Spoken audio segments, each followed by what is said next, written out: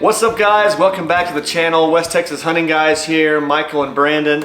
And we're back for a little bit of a different kind of video. We get questions all the time on Instagram and on YouTube asking us, you know, we're new to hog hunting or we haven't had a whole lot of success hog hunting. You guys seem to get on hogs all the time. What are all the time. What are your best tips and tricks when it comes to hunting hogs? So we're going to do a little 10 down to 1 best hog hunting tips to get after them. Number 10. All right, number 10. I think a huge priority for us is a Hog Light. In the description below, we'll put a link to the All Seasons Feeder Bore Light, which is a solar light that we've used. Whether you're using an actual solar light, at the feeder, or if you've got a light attached to your rifle, or if you're even using a handheld light, those are all things that we've done. So as you know, hogs are nocturnal by nature. They do come out in daytime, but they're out at night a lot more. So having a good hog light is essential, and we'll link this video right here that's going to talk about all the ins and outs of the hog light that we use. For sure. So make sure you've got a good hog light or a specific light that you're using to hunt, green or red, shaded, and I think you'll be more successful that way. Yep. Okay. Hey, number 9. Number 9 is shot placement. So there's a lot of questions about this. Where should I aim on a hog? And there's 2 parts to consider. Rifle or bow, obviously very different. If you're shooting a rifle, really you don't have to be quite as delicate as with a bow. But I mean, headshots are okay, right behind the ear is okay, neck shots are okay, vital organs are okay. So I will say, just like any animal, of course you want to do ethical shots that you think will take them down. So take the best shot that you can take in order to take those hogs down. Gut shots, while they will probably kill the hog, that's not always the case, because you might not even find them. These hogs are tough and they will run for miles with guts. Well, one thing that we've learned is especially in groups, the hogs are really jittery by nature. I mean, they're always kind of wrestling with bumping each other around. Yeah, so it's hard. So making sure you have good shot placement to drop a good ethical shot, like you said. Yep. And not end up trailing. We've got plenty of videos and experiences, not on video, where we haven't had the best shot placement. And then we've got other videos out there that we've got really great shot placement. But I think you said quartering away is probably the best. That way you miss the armor. I don't think you talked about that, the armor on a pig. Yeah, so whenever we jump into archery shots on arrows, you definitely want to try to have them at least broadside, if not slightly quartering away. They have that thick plate of armor that covers their shoulder and kind of the top side of their vitals there. So you almost have to slip in the arrow kind of right behind that, quartering away. So you can still get lungs, heart, and all that, but a slight quartering away shot is 100% the best shot when you're trying to shoot a hog. If you haven't ever field dressed a hog, it's completely different than deer. Like the body build and the armor plate and the thickness and fat content. I mean, it's just unbelievable. Well, and you'd be surprised on archery hunts. We've tried doing crossbow headshots and we've had success, but we've also had it where it's ricocheted off the hog. True. So when at all possible, quartering away on an archery shot is by far the best shot. Number 9. Number 8. Number 8. Number 8 is making sure you understand the caliber of ammo you're using, as well as the weight of your arrow. What we recommend generally is 30 caliber or better. I mean, we have killed hogs with 22 caliber, 223, which is coming quite a bit faster. But really, as far as the knockdown power on these pigs, we just kind of talked about kind of how you want to shoot them, where you want them to be in their armor. But really 30 caliber or better, so 300 blackout, kind of up. A lot of times we hunt with 308. Yeah. But those are you're gonna find your knockdown power. And then of course, arrow weight. I think Brandon can add to it, like Yeah. 400 grain or better. Yeah, our arrows generally are actually pretty close to 500 grain arrows. You don't necessarily have to have them that heavy, but that's the biggest bang for your buck when it comes to shooting hogs. Obviously, it depends on the size of the hogs. If you have a real small hog, you don't have to have big ammo or big arrows. But those big old bores, I mean, you've got to have some weight behind any projectile you're throwing at them to knock those things down. And one more thing to mention is the tips of your ammo that you're using. Sure. You're obviously not wanting to use target ammo that is just punching a tiny hole, because that hog will still run forever. You want something with more of an expansive... Soft points, ballistic tips, things like that. And you'll see some of them are marketed specific for it, but really anything that's soft point, ballistic tip, good broadheads on a heavier grain arrow. We both have plenty of experiences where we've shot something with even a 308, and it's just either fallen to the ground, gotten up and taken off running, or it's taken off running for quite a distance before we had a chance to recover it. Yep. So. All right, bonus tip number 7.5. Mechanical versus fixed broadheads on arrow. Hot takes here.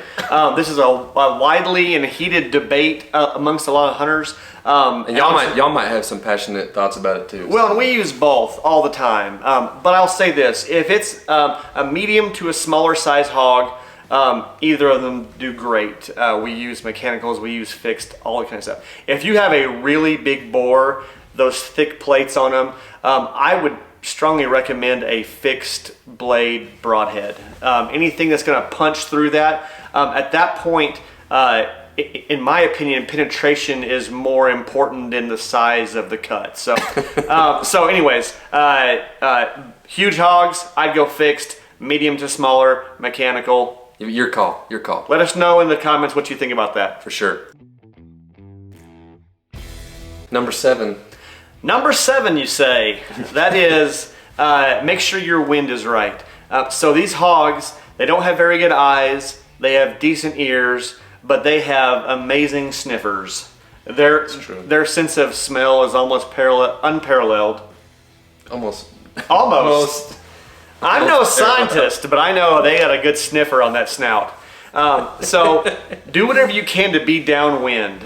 We always check the wind direction before we go on a hog hunt to know which way to enter and where to sit. If it's coming from the south, we want to be on the north side. That way it's not blowing into them. So always be aware of the wind. There are a lot of products out there that can help you mask your scent. I'm not against any of them. We do use several of them, but the number one thing you can do is make sure you have the right wind. Truthfully, we treat it the same way we would a deer hunt.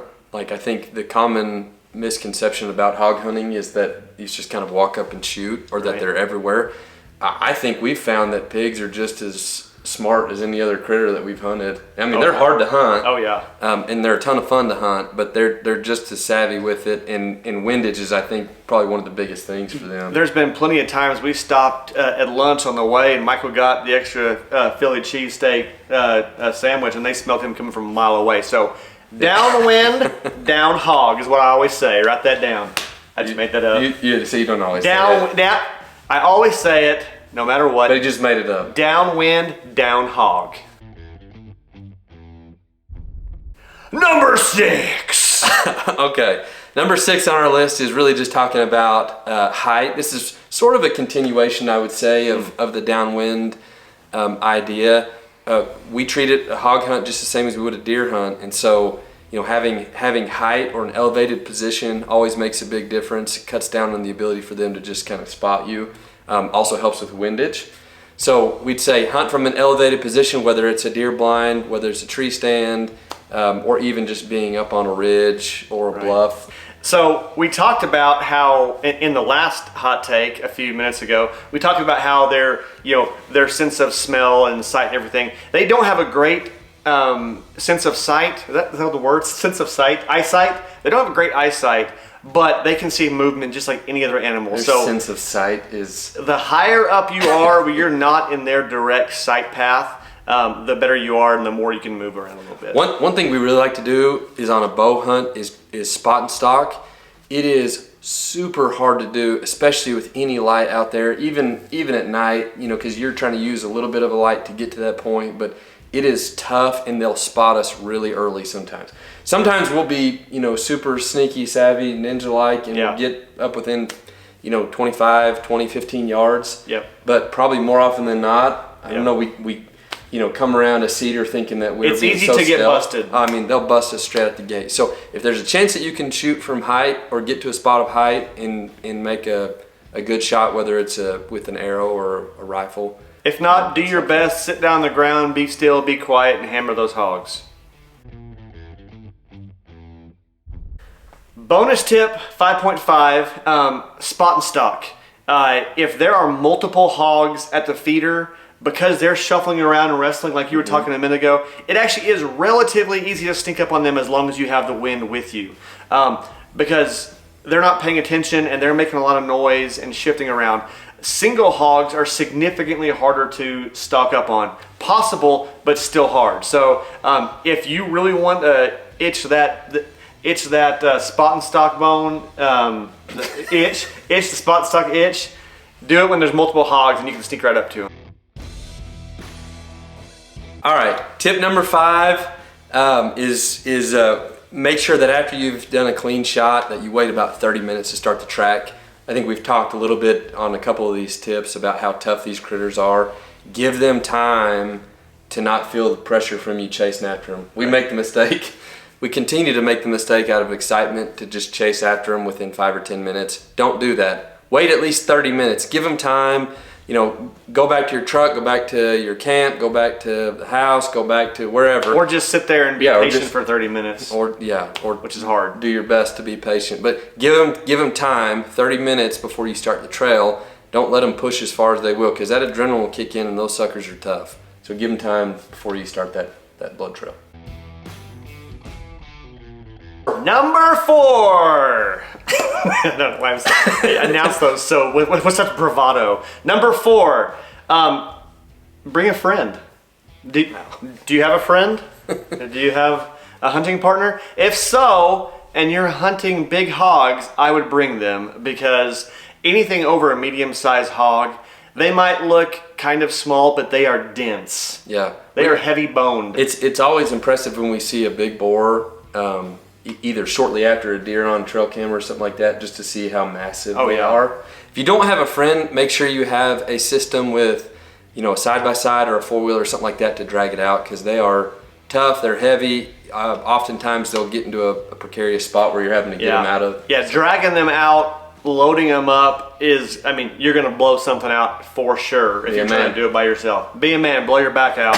No, try to bring someone if you can. Plus, this hunting is just more fun with friends. Tip 4, there you go. Tip number 3? Number 3. So tip number 3 is track them. Like if they're showing up in a pattern, if you've got them a couple of days in a row, what we've learned is they're really pattern specific, similar to deer in that regard, except for they'll travel a heck of a lot further.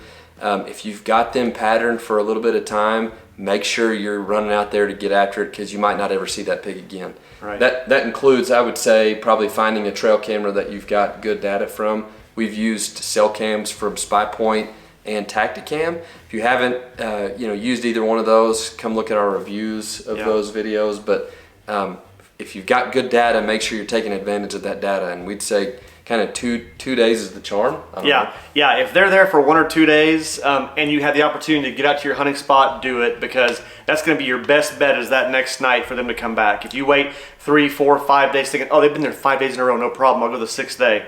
Like every time we do it. And it's not a guarantee, sure. but for the most part, it's kind of like the 2-day trick. If we've got an opportunity to do it, we'll make a run at it. They say speed kills. Getting out to your hunting spot, speed kills. You always say that. I always say that. Number 2. We're getting close here. These are really our top 2. I mean, obviously they're top two, but these are these are our best. Okay, so if you fast forwarded past the previous 8, you're in for the good 2. But back up and watch them. Don't be like that. All right, number 2, regular feed. If you're in an area that allows feed, we're in the state of Texas, that you can feed hogs to draw them in, do that, because hogs their whole purpose in life, two purposes are to eat and breed. You know what I'm saying? You know what I'm talking about? So if you can always say that. I always say that. If you can get on a consistent basis where you're feeding dawn and dusk, we generally have our feeders for all animals set at 30 minutes before dawn and an hour and a half before dusk. That gives us enough time where they're not there too early when it's dark in the morning, but they do get there a little bit earlier and give us a more hunting light in the evening. If you are looking, one thing that we have tried at different areas where we've had a lot of hog action is doing a separate set at a place where we've got hog lights and things like that, doing a nighttime feed where it's a little more consistent, something like 11 p.m., midnight. But yeah, supplemental feed's key. Well, that being said, only feed them in the middle of the night if you want to hunt them in the middle of the night. Yeah. If you don't want to hunt them in the middle of the night, then I sure wouldn't try to draw them in then. Now, that doesn't mean they're not going to come still in the middle of the night. Turns out they have their own minds. They're going to do whatever they want to. But yeah, that's good clarification. Yeah. I would say most of our properties are deer-specific properties that have hogs on them, so we keep them at regular deer feeding times to keep it consistent. But if you wanted to spice things up, spice it up. You always say that. I always say that. I always say that. He always says that. We have come down to this point. We have gone 10 through 2 of gold little nuggets of wisdom. Plus some hot takes in between. Couple bonus ones. Yeah. If you're skipping forward to number 1, like I say, back up. Don't be like that. But number 1 tip. Hog slop. Hog slop. We talked about supplemental feed. We're going to put a link below to our hog slop mix. If you haven't seen it, go watch it. But this is actually right here. Oh yeah, there you go, right here. Cover up your face, that'd be good. It's right here. This is probably our best hog hunting, I don't know, tip. Yeah, it's our best hog hunting tip. That's what we're all about. Is having a good hog slop out there. If you're finding that they're not consistent or you're not having opportunities to hunt them, with just supplemental feed, our number 1 recommendation. Get some hog slop going. It's usually, for us, we've had opportunities where we've dumped it out the day before and gotten after them. Yeah, I'll say this. It is next day or same day. There is nothing guaranteed with hunting, as all of you well know. But if you want to drive up those chances significantly, make some hog slop. Make sure it's extra stanky. Follow that recipe that we're linking here. Let it ferment and go dump it out. You want to dig that down a few inches if you can, even 6 inches to a foot. Well, because they'll keep coming back day after day. We'll take a post hole digger and we'll dig a post hole and fill that up and then spruce around the top. You come back and it's just dug straight out. Right. And they'll do it for quite some time. Well, and because those flavors and smells sink into the dirt, they'll keep coming back. I mean, 2, 3, 4, 5 days. 60% of the time it works every time. I think it's higher than that, my friend. He always says that. I always say that. Always does. So there it is, guys. 10 down to 1. Our best hog hunting tips. For sure. If you have any questions at all, drop them down in the comments. If you have other ideas or things that work for you, let us know, because we definitely don't know it all. Michael's close to knowing it all, but we don't know it all. He always says that. I always say that. So, if you haven't subscribed, please do so. We'd love to have you follow along with us. And if you're not following us on Instagram, please go at West Texas Hunting Guys. Follow us there. We'd love to have you along. And like Brandon said, comment. Let us hear from you guys, because these are our options, but we'd love to hear more. So thanks, guys. Thanks, y'all.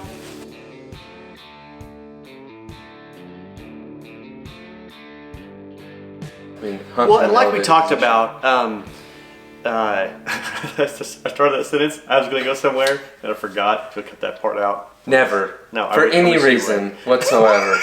Sometimes he starts a sentence and you don't even know where he's going with it. I was going somewhere real good with that. Oh no. Okay.